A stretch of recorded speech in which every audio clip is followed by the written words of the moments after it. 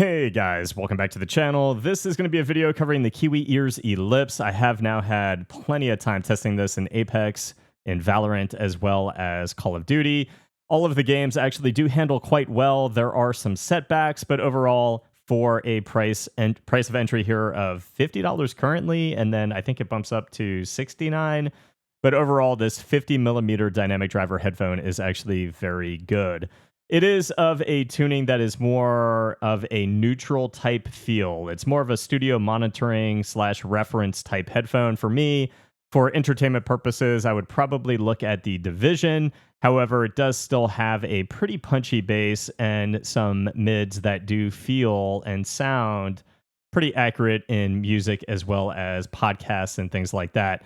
I do think that there are a few setbacks again for gaming, but overall for this price of entry, I don't quite know of anything that performs quite as good for some of these titles, and I'll certainly get into it.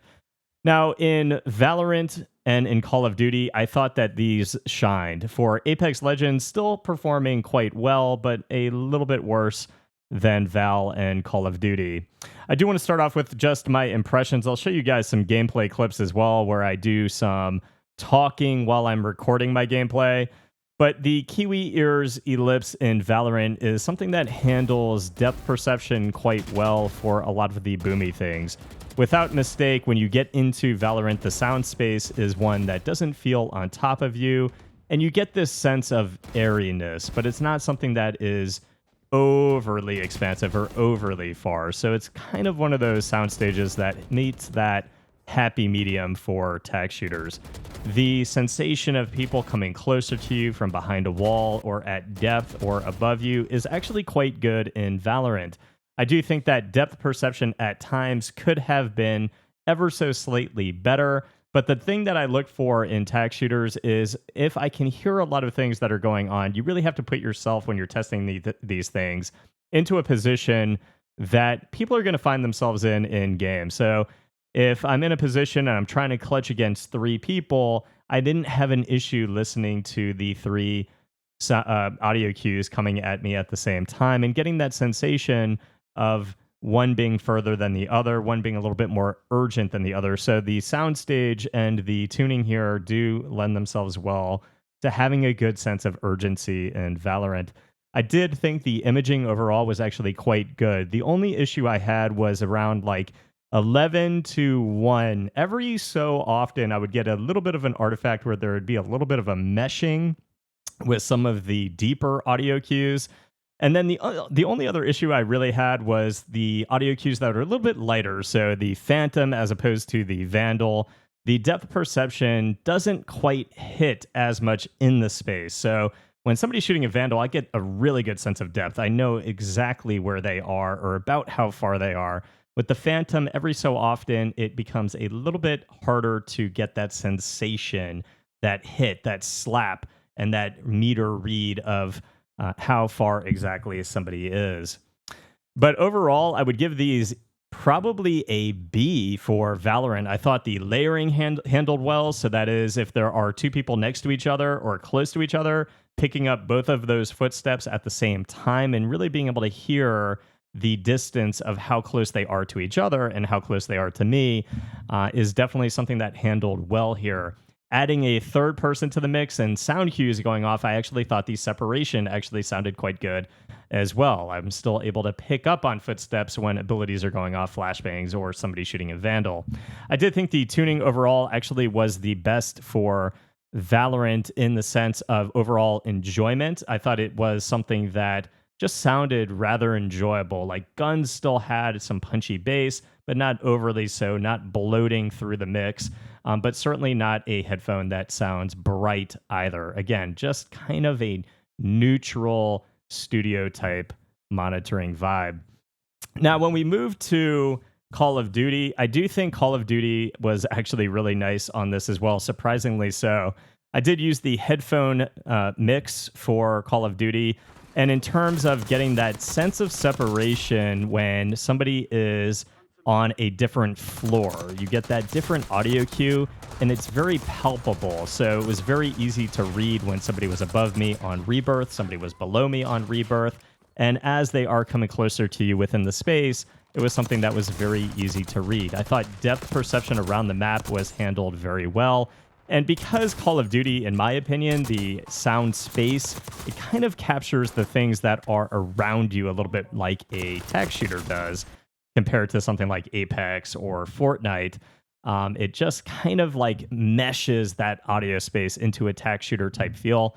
And I thought that these handled very well, almost as good as they did for Valorant. Now, Apex Legends, I know I said was kind of the outlier here, and it absolutely is. When you get into Apex, these just don't really sound that great in the mix, and I don't know if it's the peak that these have, which I believe is around 6 to 8K, but overall, I did get a sense of ear fatigue in Apex Legends, and a lot of that upper region really boils down to a lot of the gunfire. A lot of the guns in Apex just come off with a bit on the bright end, even though there is some lower rumble in the gunfire in general, like 301, flatline, and then when you're ticking the armor, when grenades are going off, you still get a little bit of that higher end within the audio cues, and it just became a bit fatiguing. I thought the overall imaging at a depth, and I'll show you guys some gameplay and kind of what I'm talking about, but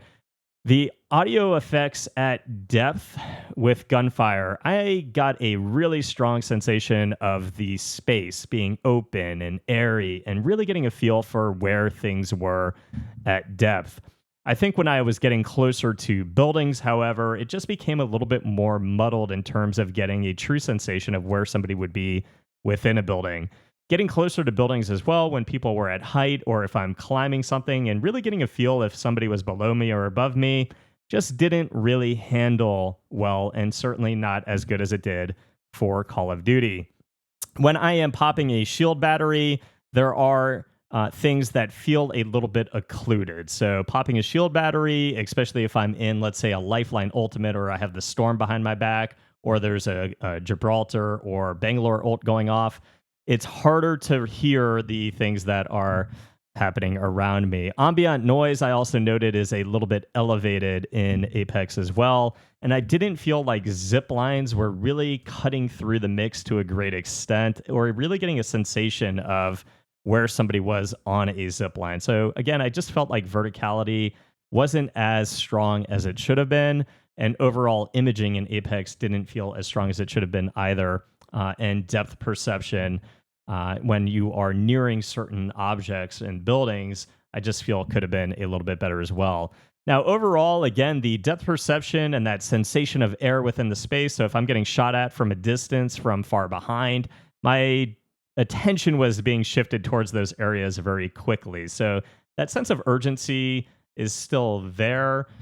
It's really just when I'm putting myself into those fights and trying to listen to things in buildings and really get a feel for verticality, height, and depth became a little bit muddled, especially again when audio effects are going on or I'm trying to pop a battery during a third party or even just a normal fight scenario, it became a little bit hard to read. I do also note that like if I'm octane stimming or shield battering, there's not a whole lot of bloat there. It's to a audible level that it still cuts off a few of the lighter things, some of the lighter climbs, the slides, etc., just a little bit in Apex. I do think that it handles everything well, and I can certainly have a very good game, as you guys will see in these clips. I can have a very good game on the Ellipse, but there are certainly times when you get a little deer in the headlights. Again, some abilities, and I do need to mention gunfire and grenades are boomy in the sense that they are quite loud and more so than anything else in the mix. So if you're somebody who has kind of this averment to a lot of gunfire going on at the same time, that does cause occlusion in Apex Legends. And if there are multiple people shooting in the same area, it becomes quite hard to hear and pay attention and listen to things within the space. I want to show you guys one continuous game of Apex. This drop actually was very deer in the headlights until it became a scenario where I'm getting solidified 1v1v1s. In the beginning of the game, as you are landing hot, you're trying to loot, there's a lot of gunfire going off. It's very hard to keep track of things. because the separation does become a little bit worse. In these 1v1v1s, it was very easy to track, but I did get very, very lucky in this particular fight. You can see here in this next fight as well, there are 3 people in this room, and originally it was a little bit hard to track them, but then they kind of fizzle out and let me 1v1v1 them, and it's very easy to track them. The depth perception, the imaging, all actually quite good. It's easy to track single solitary footsteps, just like it is here in the open environment with Crypto flying in the sky.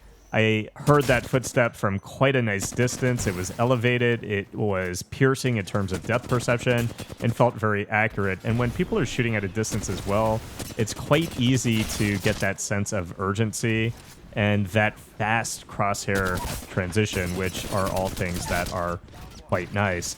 I wanted to show you guys this part here. It was a little bit off here in terms of verticality. Fortunately, though, there was only one spot for him to really climb up to me, so it was quite easy. My teammate here, controller checking me, which is always a nice compliment. But in the environment, again, with things that are happening in a distance, it is quite easy to keep track of things. In the Lifeline Ultimate here, it does become a little bit more occlusive, especially with gunfire. Right after that clip, there is a grenade that comes in, and it was quite hard to actually hear those things and the enemy that threw it. When I'm not shooting, I can pick up footsteps a whole lot easier, and you can see that transition there to this last guy that gets a little bit closer from underneath. And I think another important thing as well is in the open environments, you definitely want to be able to hear, without even looking at your screen, where people are shooting and where people are positioned so that you can micromanage your health. Here again, it was a little odd with the depth perception, well, the verticality and depth perception. Just felt a little off there, but ultimately, even with some of the issues, with it being wallhack certified, able to have a pretty good game. Again, it has its pluses, it has its little things that do make it a little bit lower on the list, but still performs quite well, and I was able to have a very good game of Apex. One thing I do want to mention as well, guys, I know I mark down the Headphone in Apex Legends. I pointed out a few areas where they do struggle, a few areas where they shine. They're still wallhack certified and perform well, and I can perform well with them, as you saw.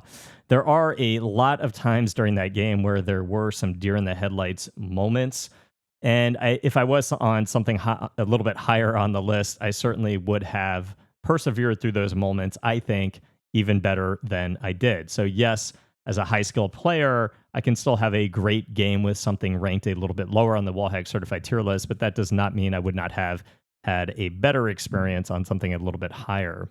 Now, despite that, I do think that overall I'm going to score the Kiwi Ears Ellipse on the wallhack certified tier list a B-, which is one of the best scores for anything in this price range. And in terms of overall comfort, not only do these look quite good aesthetically, you've got that chrome ring here on the outer portion of the open back grill here on the outside, nice Kiwi ears and writing. But overall, it's got a lot of flex here in the headband. It's very comfortable in terms of its overall padding. You've got vegan leather here on the ear cups, very smooth, very plush, very comfortable in terms of the padding. I had no issues in terms of comfort. I think if somebody has maybe a much wider head than I have, maybe you would have a tighter fit in general, and the cups don't swivel outward, but only go a little up and down. Overall, though, I thought these were very comfortable and sounded great for my purposes. Even in Marvel Rivals, I'm doing a lot of ranked in Rivals, and these sound fantastic in terms of the overall imaging in game. I had zero issues with these in Marvel Rivals, so if anybody needed a solid open back for that game as well, I certainly do recommend these. A solid showing at this price point for a budget open back and for one of Kiwi Ears' first headphones. The Ellipse is fantastic for gaming. That is going to be it for this one, guys. I hope it helped. If it did, please leave a sub to the channel. See you guys in the next review. Peace.